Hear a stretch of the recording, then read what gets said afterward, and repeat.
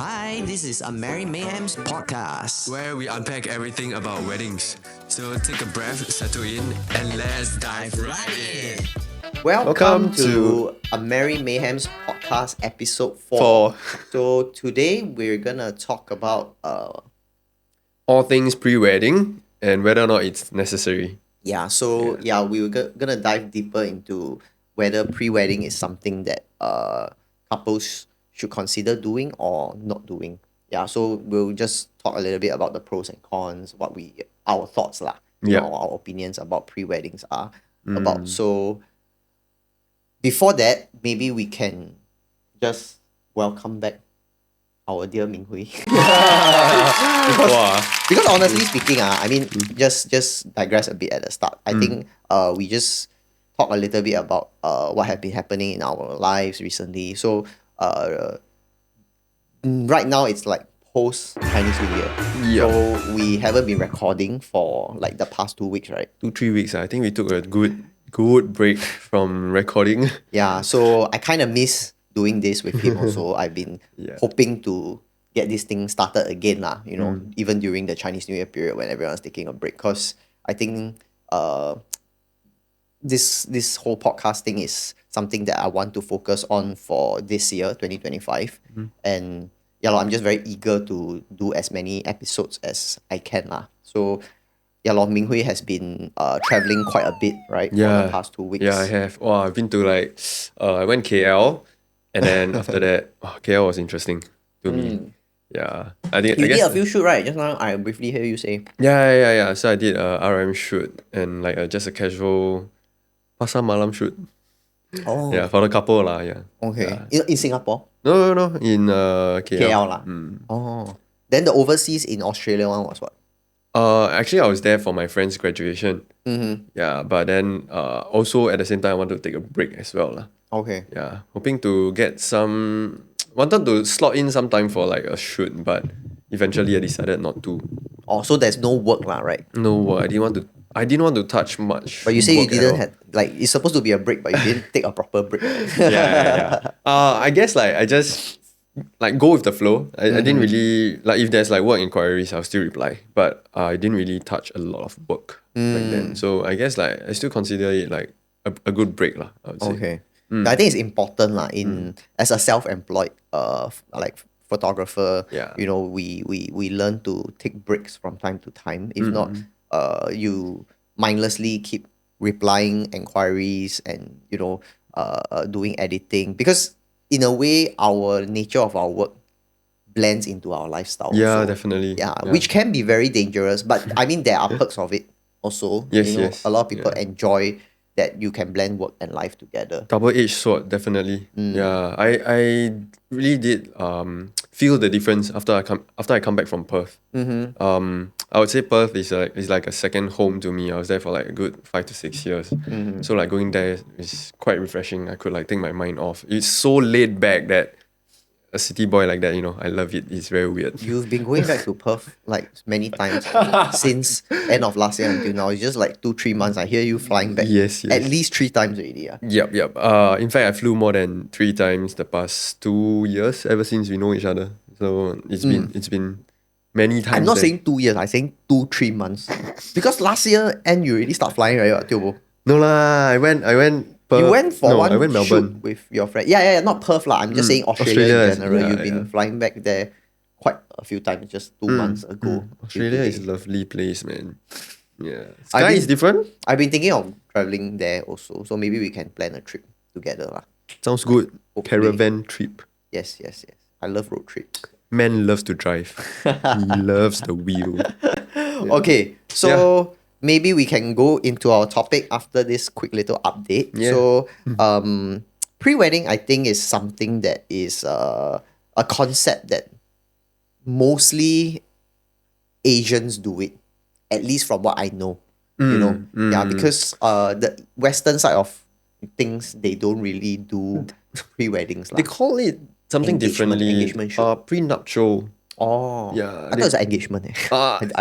I never heard of prenuptial. Yes, also. Okay. Yeah. I I don't really know much about it. Only briefly. Because Angmo, I know they want to do a first look on the wedding day. So the Yes. husband doesn't want to, the wife doesn't want the husband to see her in the gown before the wedding day. Yeah. So if you were to do a pre-wedding shoot, then, it defeats the purpose of having a first look. Theirs is more of those casual outfits. Yes. Our Singapore term casual, but it's like just dressing a bit nicer. But what I see is they term it as engagement shoot lah. I mean, you can tell me if I'm wrong lah. Yeah. But engagement shoot, then the pre-wedding they also do it, but they don't call it pre, they call it post-wedding. Post-wedding shoot, yeah. So they absolutely. do it after the wedding on their honeymoon. And Yeah. typically they will travel out of their country, or maybe just their state to shoot somewhere else further away from where Actually, they live. I shot a few of these.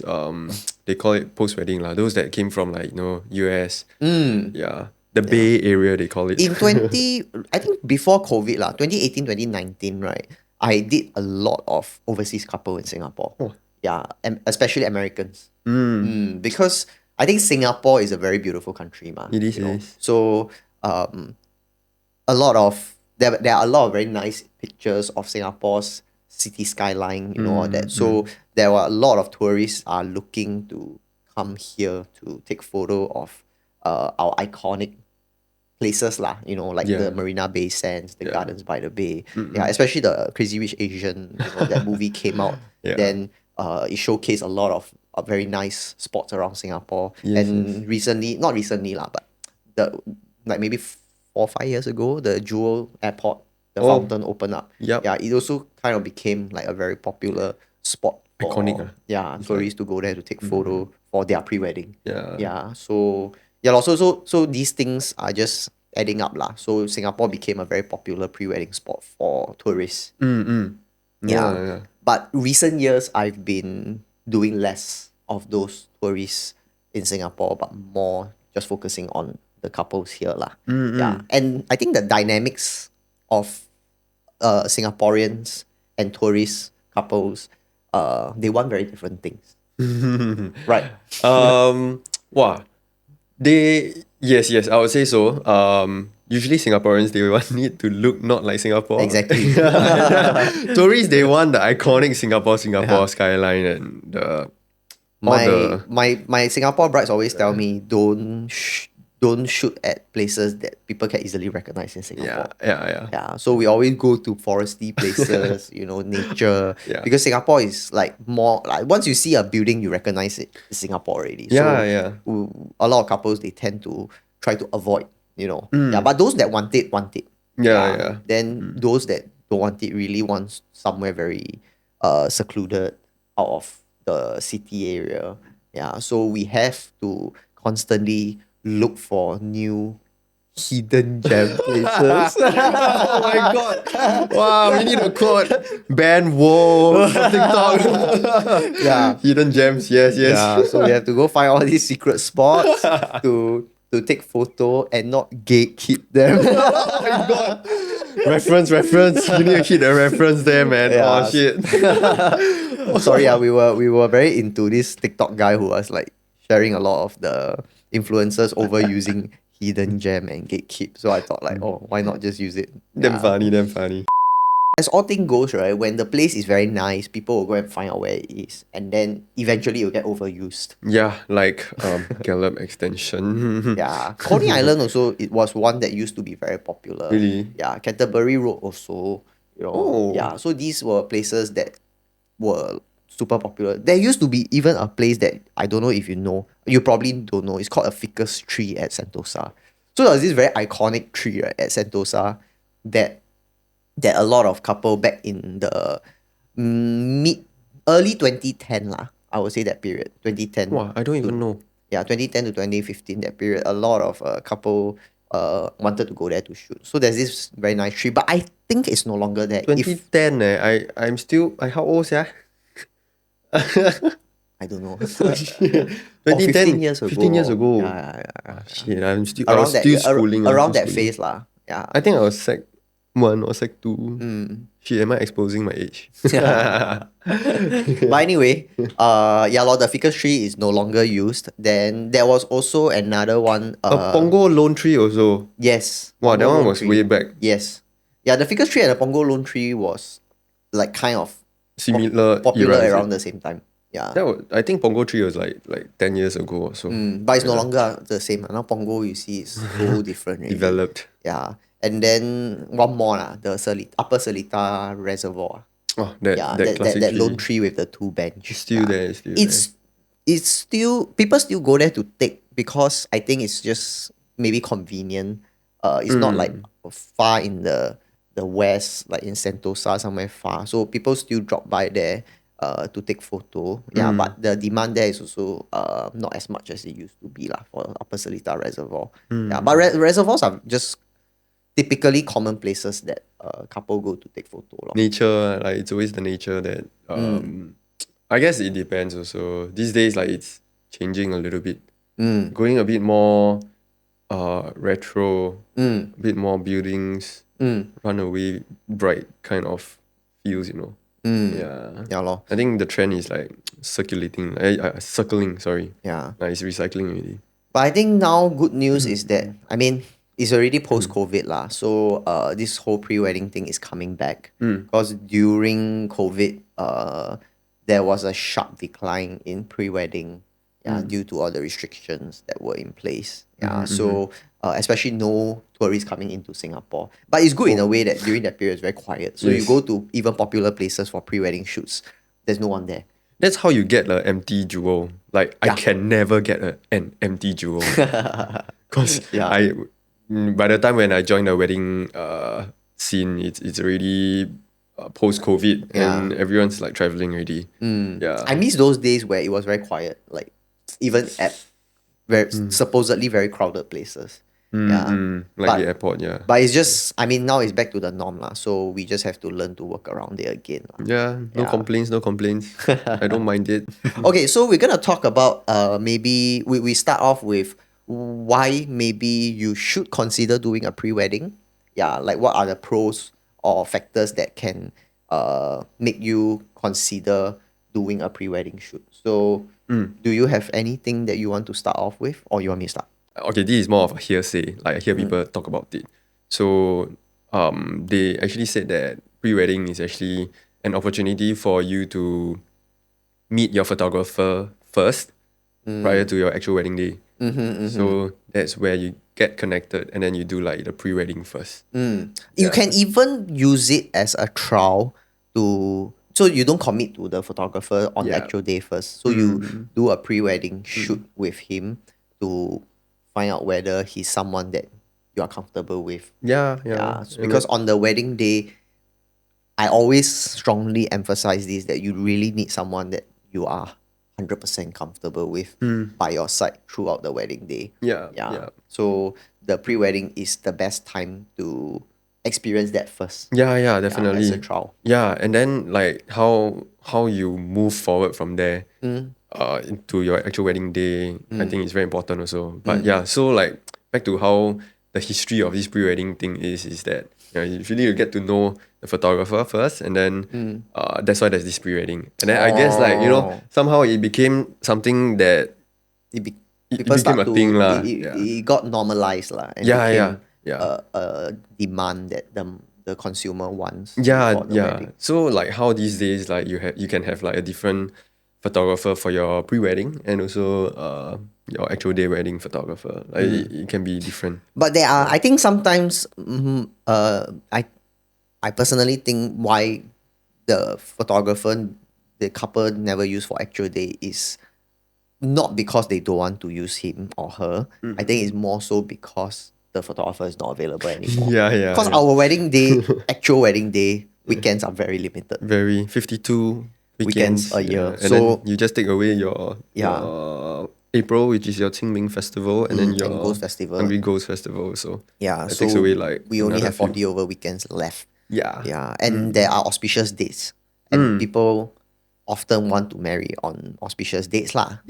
So end up the photographer is not available. So it's important that if you want to use the same pre-wedding actual day photographer, right? One good tip to share with you is you should do your pre-wedding shoot very early, so that you got time to quickly book him or her for the actual wedding day.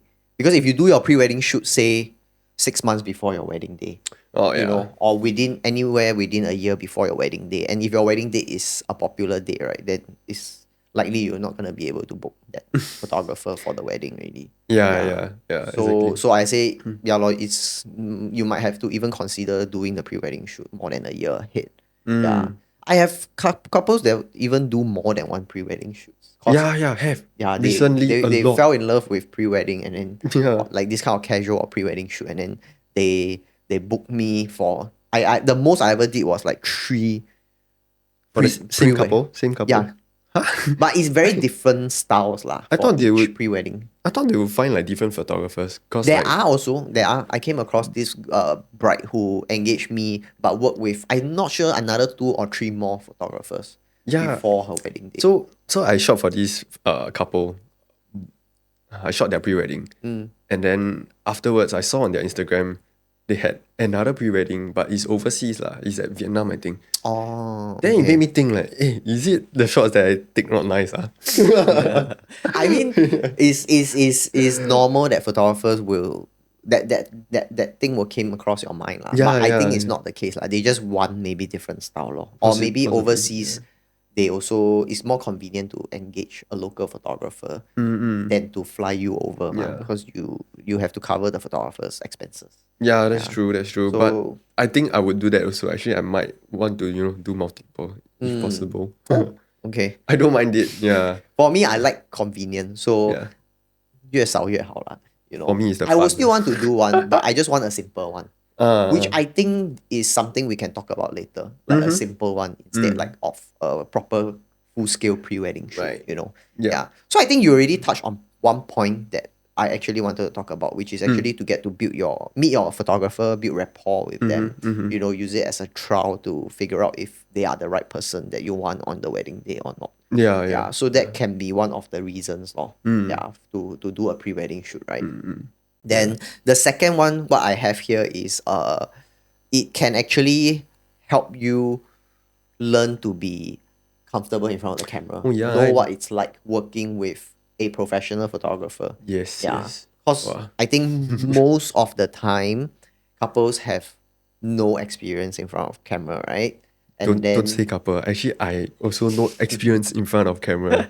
I ever did, went in front of a camera before as like a model to so like my friend was helping me to shoot some photos. Yeah. So I mean, most photographers are not in front of the camera. They're always behind. Also, Yeah. Yeah. But I think it's good that we experience it in front of the camera, like what we are doing right now, because Absolutely. because then you can empathize how couple feel. And now we are in a very private Fine. space. Yeah. You know. But imagine the couples in the public. A lot of eyes are on them.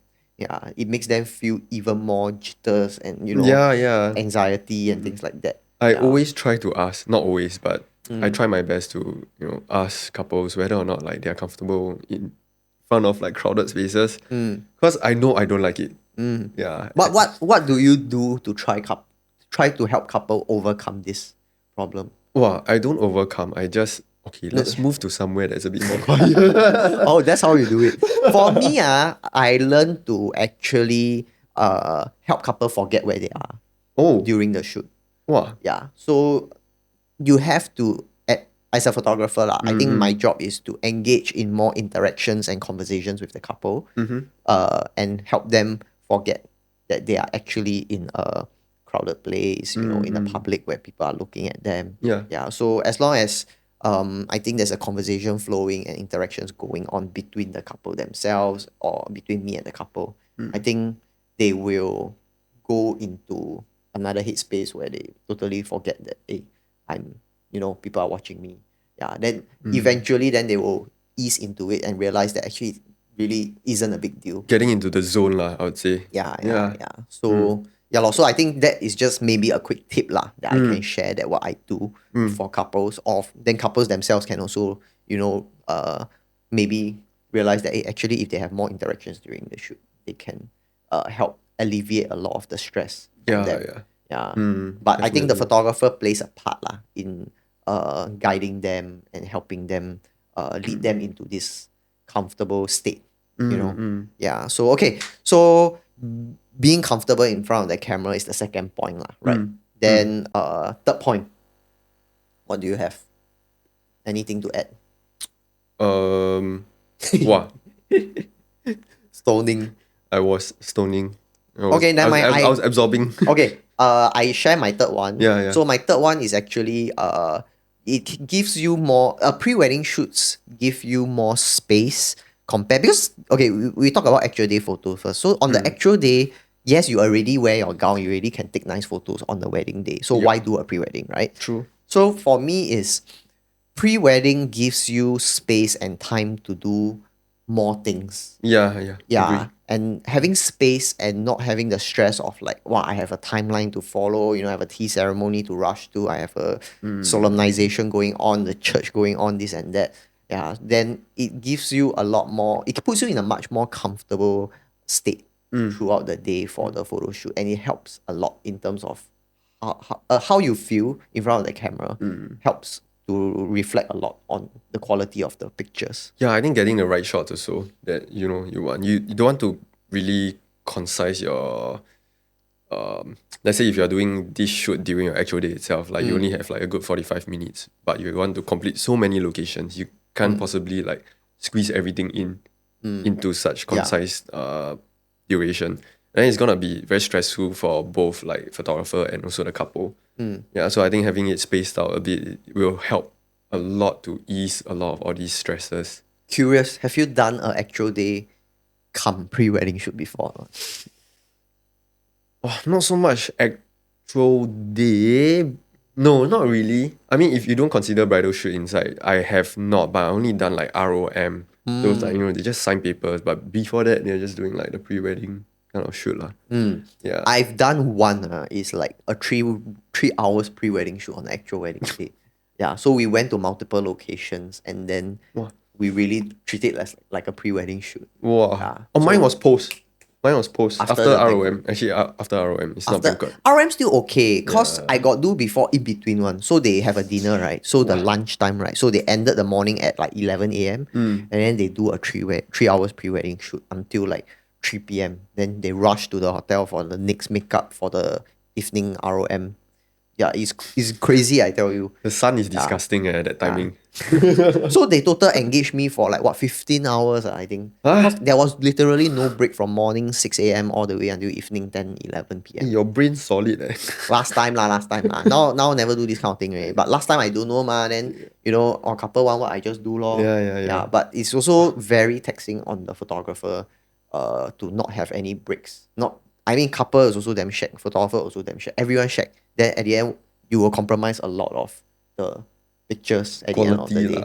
Yeah, and also I think picture is one thing. I think it's more of like you don't really get to enjoy the wedding day for what it is. Because to me, wedding day is more than just taking photos. Yeah. It's about spending time with your loved ones, this and that. So if you're rushing to take photos, you don't really have that capacity or energy left to mingle, social, talk to people. I would say it's a very Asian thing to be wanting a lot of nice photos. Yeah, compared to like people from like the Westerners lah. Yeah.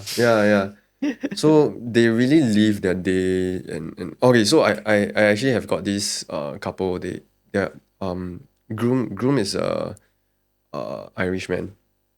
Yeah. Then bride is Singaporean, Chinese. I think she went overseas to study and also like she also kind of like have the Western culture also. Yeah, but their wedding pretty much like I see them enjoy the wedding a lot. And there isn't really this part where like we have to like stop and pose for photos, but more of like they pose naturally also. Yeah, but most of the time they were just enjoying, and then I think as they are enjoying, a lot of their expressions just came out naturally. I feel like those are the best shots that I can get for them. And when they are doing their first dance, wow, amazing like you have all the smoke effect and everything all planned out properly already. But they really plan it for the day itself, for how they want it to be, rather than just really following for the trend, photos, following tradition. Yeah, like not really posing for the photos, but they're just enjoying their time. And I feel like I was there really just focusing on capturing whatever I could capture. I think because we are very documentary style photographers, so we like this kind of thing. Yeah, I really enjoy it a lot. Yeah. I don't like it. In fact, I hate it when I have to curate a lot of things on the wedding day. Yeah. But that was what I went through to learn, to realize that, that isn't what wedding should be like lah. It's just my philosophy towards what wedding should be like. I mean, by all means, you can have your own interpretation of how wedding should be. But I think everyone, how do you make your wedding unique is not following what other people are doing, but rather figuring out within yourself what is it wedding should be like exactly to you. Don't find answers from what people have done before. I mean it's understandable that we have certain culture and tradition that we need to follow through. But honestly speaking, if you don't want to do it, then just don't do it lah. Why force yourself, just to please someone else? It's your wedding, it's not theirs, right? So I think if you can think a little bit deeper and alchemize a lot of all these thoughts, I think you will be able to find what truly resonates with you. And what a wedding should be like lah, at least in your own interpretation.